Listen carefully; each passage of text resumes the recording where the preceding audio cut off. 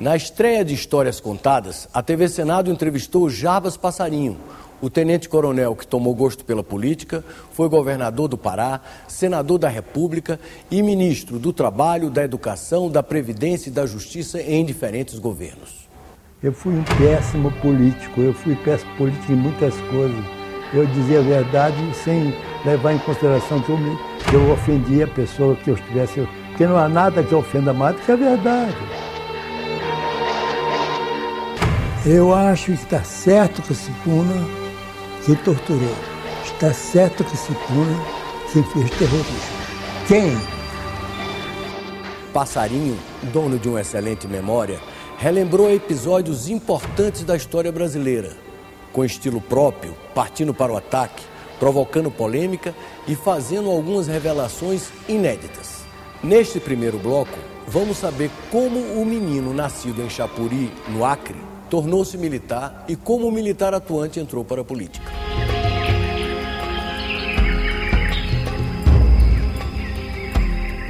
Cheguei em Pará fazendo 4 anos. E eu saí de Chapuri com paludismo. Mas o papai ficou, porque ele tinha oficina mecânica a vapor. Então ele ficou lá e jogou na esperança de que a borracha voltasse a ter o preço que tinha antigo, né? E o resultado é que ele foi cada vez perdendo mais renda.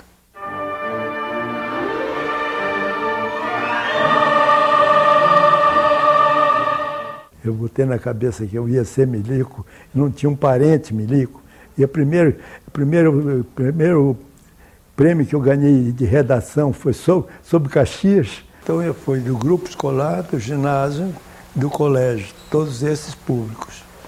E fiz o primeiro concurso para Porto Alegre. Então eu passei no Pará dos 4 anos até os 17, quando eu viajei para o Rio. Ainda no ginásio, Passarinho foi convidado a ingressar no Partido Comunista e chegou a frequentar algumas reuniões. Assediado também pelos integralistas, ele preferiu tomar distância de uma e de outra corrente de pensamento.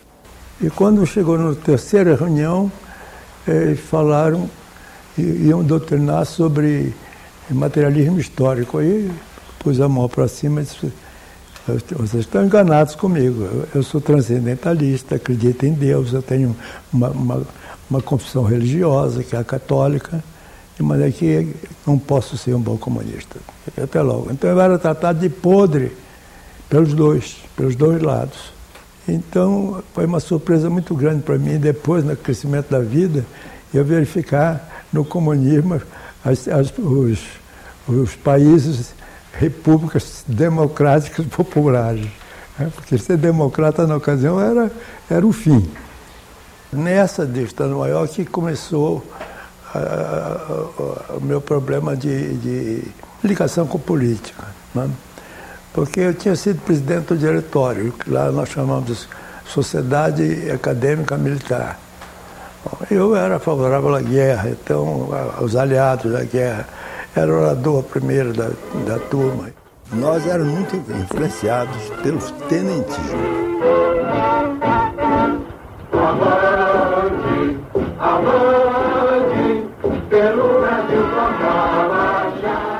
A orientação que os tenentes tinham era baseada na necessidade da modernização do país. Principalmente a mudança das eleições a lápis, não é? A tinta, como chamavam. Bom, e ele trazia um sentido nacionalista. Isso que era o mais importante antes de esquerda e direita. Era um sentido nacionalista forte.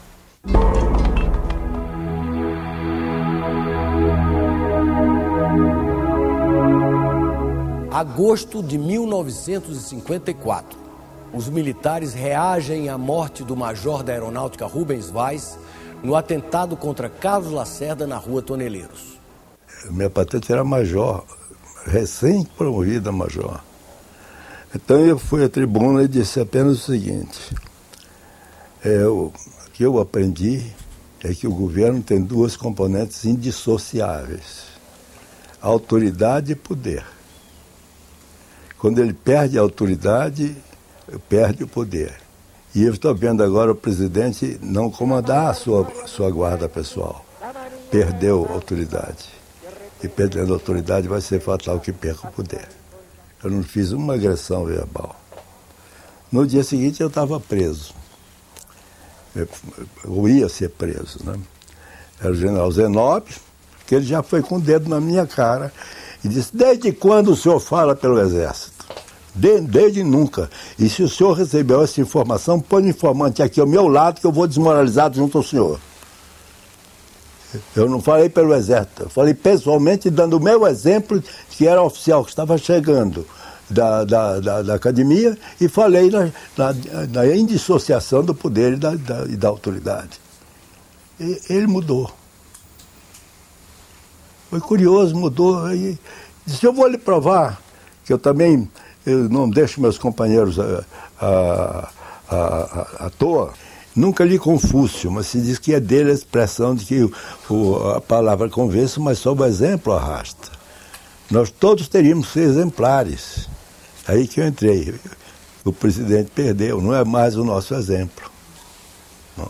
Bom, e evoluiu para o resto, você sabe, a campanha do Lacerda, permanente, em cima, ele evoluiu até o suicídio do Getúlio. Getúlio não teve nada com a morte do meu colega, o Vaz.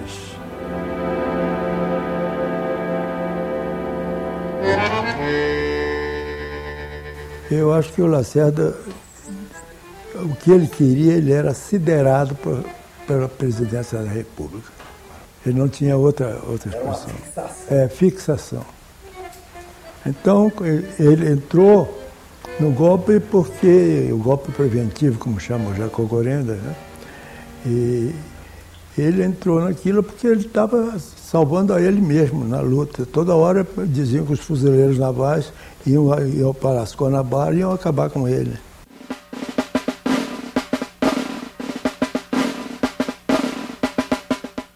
A presença do Castelo, direi sempre, foi decisiva. Quando nós, todos que tínhamos por ele, o exemplo, ele era o nosso ícone. Não é? Quando nós chegamos a ele, que nunca tinha feito um ato de rebeldia, que ele estava dizendo que não aceitava que se rompesse a Constituição, que não aceitava que houvesse uma república sindicalista de tipo peronista, etc., ele tinha tomado uma posição. Então nós admitimos, vai ser preso. E evoluiu rapidamente do dia 20 para o dia 30. Nesse livro do Prestes, ele diz lá: nenhum oficial do Exército aceitaria o que o Jango fez, falar para os sargentos da situação. Ele deu o golpe. Se não tivesse isso e o motim dos marinheiros, eu tenho a impressão que não seria por causa das reformas de base que nós teríamos feito o movimento 64.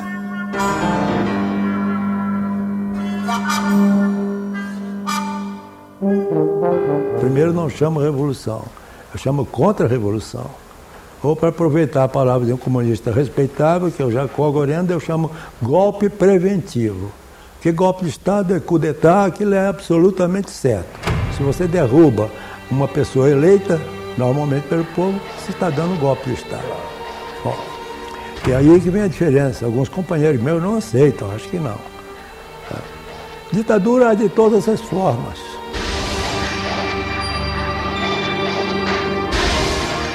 Depois de 28 anos no Exército, em 1964, Jarbas Passarinho deixa a vida militar e é indicado governador do Pará, iniciando sua longa carreira política.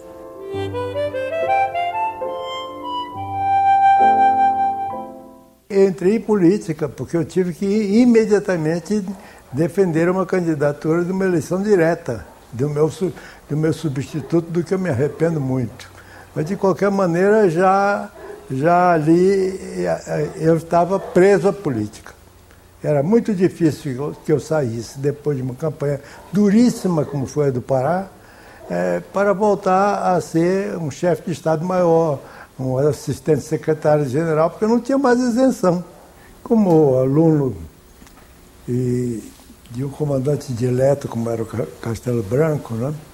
Ele dizia o militar não pode servir os dois senhores.